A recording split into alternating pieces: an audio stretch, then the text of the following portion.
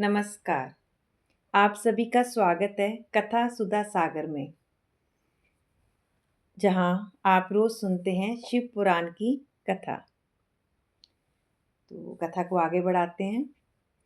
पार्वती जी अपने पिता हिमवान और माता मैना के घर में बड़ी होने लगी। पार्वती जी बचपन से ही बहुत शांत, दयालु, तपस्विनी स्वभाव की थी।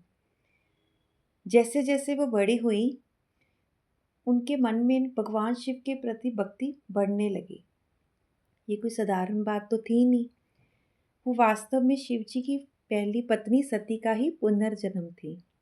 इसलिए उनके मन में शिव से मिलने और उन्हें पति रूप के में पाने की इच्छा जन्म से ही थी। उन्होंने कठोर तपस्या शुरू कर दी। कई वर्षों तक जंगल में रहकर उन्होंने ध्यान किया, भोजन त्याग दिया, फिर हवा और पत्तों पर ही वो जीवन बिताने लगी। उनकी इस कठोर तपस्या से तीनों लोक हिल गए। देवता भी बहुत प्रभावित हुए। लेकिन वहाँ कैलाश में शिव जी तो गहरे ध्यान में लीन थे, संसार से बिल्कुल अलग थलग अपना ध्यान कर रहे थे। और इधर पार्वती जी उनको पाने के लिए कठिन तप कर रही थी। देवताओं को भी चिंता थी। उसका कारण ये था कि एक असुर था, तारकासुर। उसको वरदान मिला था कि उसका वध सिर्फ शिव के पुत्र के द्वारा ही संभव है। अब शिव का पुत्र तो तभी होगा जब शिव विवाह करेंगे। तो इसलिए सभी देवता चाहते थे कि शिव जी विवाह कर लें। इसलिए उन्होंने कामदेव को भेजा शिव जी का ध्यान भंग करने के लिए। कामदेव जी ने बसंत ऋतु का वातावरण बनाया कैलाश में जाकर, और अपनी सब जगह से बाण वगैरह अपने सब उन्होंने तैयार किए। और जब कामदेव ने अपना बाण शिव जी पर चलाया तो शिव क्रोधित हो गए। उनको तीसरा नेत्र खुल गया और कामदेव भस्म हो गया। अब इस घटना से पूरा संसार कांप उठा। इधर पार्वती जी तपस्या कर रही हैं कठिन, उधर से कामदेव भस्म हो गए। अब शिव को विवाह के लिए मनाए तो कौन मनाए। पार्वती जी तपस्या इतनी कठोर हो गई कि उनकी सच्ची श्रद्धा और प्रेम को देखकर शिव जी का हृदय पिघल ही गया। उन्होंने पार्वती जी की परीक्षा लेने का निश्चय किया। वे एक बहुत ही वृद्ध ब्राह्मण का रूप लेकर पार्वती जी के सामने प्रकट हो गए, वहां पे जहाँ वे तपस्या कर रही थी। तो वो बोले, हे देवी, तुम किसके लिए इतनी कठोर तपस्या कर रही हो। पार्वती जी ने ब्राह्मण देवता को प्रणाम किया और बोली, मैं शिव को अपना पति बनाना चाहती हूँ। तब ब्राह्मण वेशधारी शिव बोले, अरे देवी, शिव तो बड़े अजीब हैं।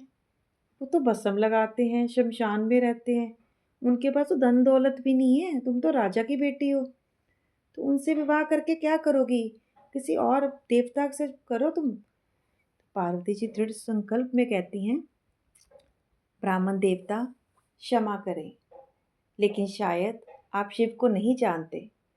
वो सृष्टि का आधार हैं, उनसे बढ़कर कुछ भी नहीं है। वे परम सत्य हैं, वो महान हैं। तो जब पार्वती जी की ऐसी अटूट निष्ठा देखी तो शिव जी बहुत प्रसन्न हुए। और शिव तो हमारे हैं भोले भंडारी, वो हम जैसे आम भक्तों से प्रसन्न होते। वो तो वहाँ जगदम्बा पार्वती उनके सामने खड़ी थी, आदि शक्ति उनकी अर्धांगिनी खड़ी थी। तो उन्होंने अपना ब्राह्मण रूप अचानक बदल दिया और स्वयं अपने दिव्य रूप में प्रकट हो गए। जटाओं में गंगा, माथे पे चंद्रमा, शरीर पे भस्म, त्रिशूल, डमरू। और उन्होंने मुस्कुराकर कहा, हे पार्वती, मैं तुम्हारी तपस्या और प्रेम से अत्यंत प्रसन्न हूँ और तुम्हें अपनी पत्नी के रूप में स्वीकार करता हूँ। तो महादेव के प्रियजनों, इस प्रकार पार्वती जी की वर्षों की कठोर तपस्या सफल हुई। अब आगे चलते हैं। हिमवान जी के महल में उत्सव का माहौल हो गया। वातावरण बहुत ही खुशियों भरा हो गया, क्योंकि पार्वती जी का विवाह निश्चित हो चुका था। चारों ओर खुशी थी। तो अब परंपरा के अनुसार उन्होंने एक ब्राह्मण को भेजा शिव जी के पास। तो पुरोहित जी लंबी यात्रा करके कैलाश पहुंचे और वहाँ का दृश्य देखकर वो हैरान रह गए।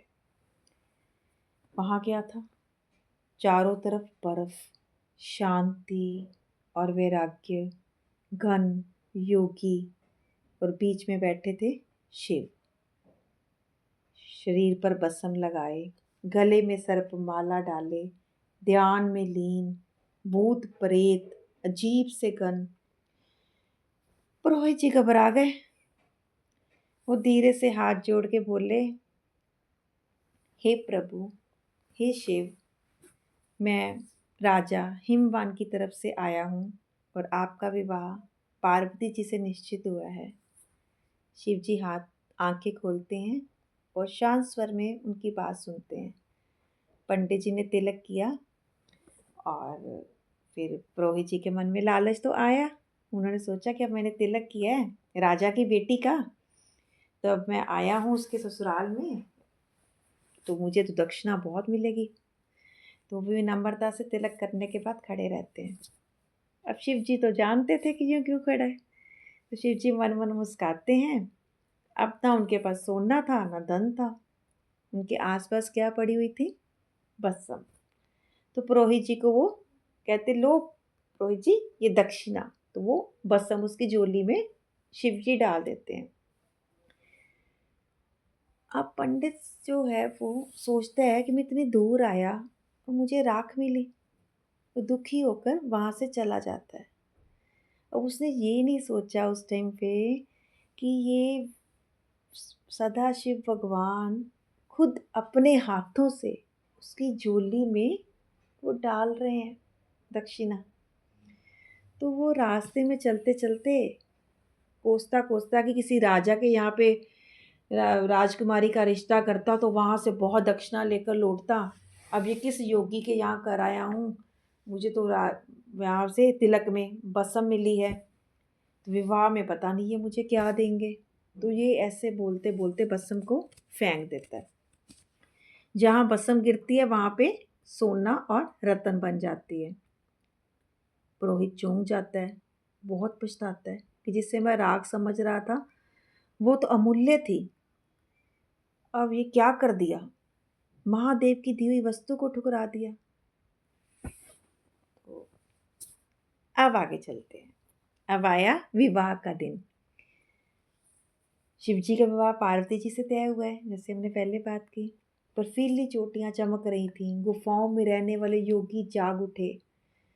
शिव जी की बारात तैयार हो रही थी और ये साधारण बारात नहीं थी। शिवगण बहुत उत्साहित थे, उनके स्वामी शिव का विवाह था। चारों दिशाओं से गण आने लगे। गण कैसे दिखते थे? कोई आधे शरीर वाला, कोई सिर के बिना, कोई लंगड़ा, कोई कुबड़ा, डरावने गण, भूत प्रेत पिशाच बेताल, ये सब उनके बराती थे। अब और थे नंदी जी थे भी, शिवगण, योगी, सिद्ध देवता और ब्रह्मा विष्णु इंद्र आदि देवता भी शामिल हुए, लेकिन सब वो सुंदर और शांत रूप में थे। अब शिव जी के गण उत्साही थे तो शिव जी का श्रृंगार भी करने लगे। श्रृंगार कैसा किया? जटाओं में मुकुट बनाकर जटाओं का उसमें सांपों का मोर सजा दिया और कुंडल शिव जी के कानों में डाले सांपों के, शरीर पे बसम लगा दी, गले में सर्प डाल दिया और त्रिशूल को हाथ में पकड़ा दिया और वस्त्र की जगह पैगंबर लपेट दिया। गले में विष, छाती पर नरमुंडों की माला। तो शिव जी का वेश तो अशुभ होते हुए कल्याण के धाम कृपालु है ना। अब नंदी को सजाया गया और शिव जी उस पर विराजमान हुए। बाजे बज रहे थे। शिव जी योगी लग रहे थे, दूल्हा तो नहीं लग रहे थे, योगी लग रहे थे। बारात चली, भूत प्रेत कूदते फांदते चलने लगे। विष्णु और ब्रह्मा देवता अपने अपने वाहनों पर चढ़ के बारात में चले। अब इधर आते हैं हिमालय के यहाँ पे उन्होंने बहुत विचित्र मंडप बनाया जिसका वर्णन ही नहीं हो सकता। हिमालय ने सबको नवेता भेजा था। सभी स्नेह सहित मंगल गीत गाने लगे। घर घर में बहुत से मंगल सूचक तोरण ध्वजा पत्रिकाएं सुशोभित हो रही थी। और जिस नगर में स्वयं जगदम्बा माँ ने अवतार लिया था, उसका वर्णन हम और आप कैसे कर सकते हैं। जहाँ रिद्धि सिद्धि संपत्ति सुख नित्य बढ़ते जा रहे थे, कुछ जगदम्बा विराजमान थी वहाँ पे, जो अब जाने वाली थी शिव के द्वार। जब बारात निकट आई तो नगर में हलचल मच गई। जब ये बारात पहुंची हिमवान के यहाँ पे, तो लोगों ने दूर से देखा और घबरा गए। किसी ने ऐसी बारात पहले नहीं देखी थी।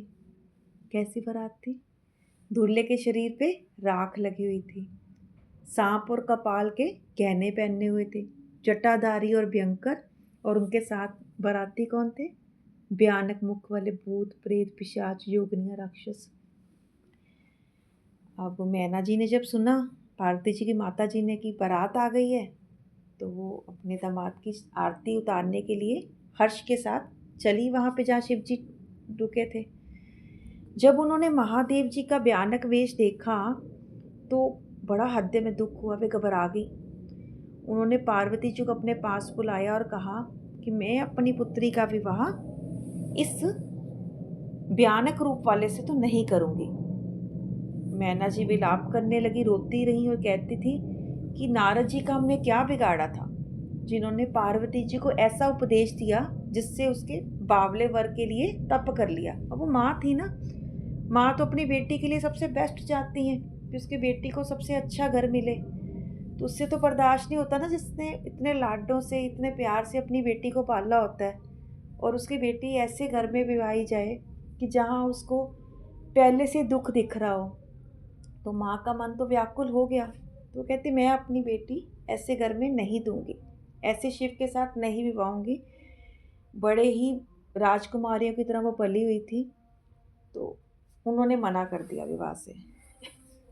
अब नारद जी ने सब समझाया कि ये कोई साधारण मनुष्य नहीं है, ये स्वयं महादेव है।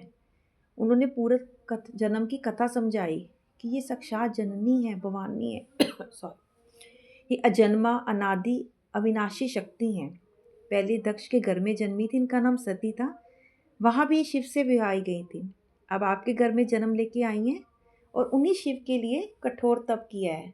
तो ये सुदा से ही उन शिव की अर्धांगिनी है, तो संदेह छोड़ दो।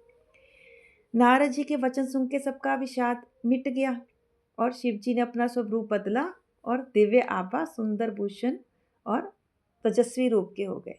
सब प्रसन्न हो गए, माता जी ने विवाह स्वीकार कर लिया। तो आज की कथा यहीं तक। आगे फिर हम मिलेंगे अगली कथा में। तब तक के लिए चैनल को लाइक कीजिए, सब्सक्राइब कीजिए और बेल आइकन दबाना मत भूलिए। तो बोलिए हर हर महादेव, हर हर महादेव, हर हर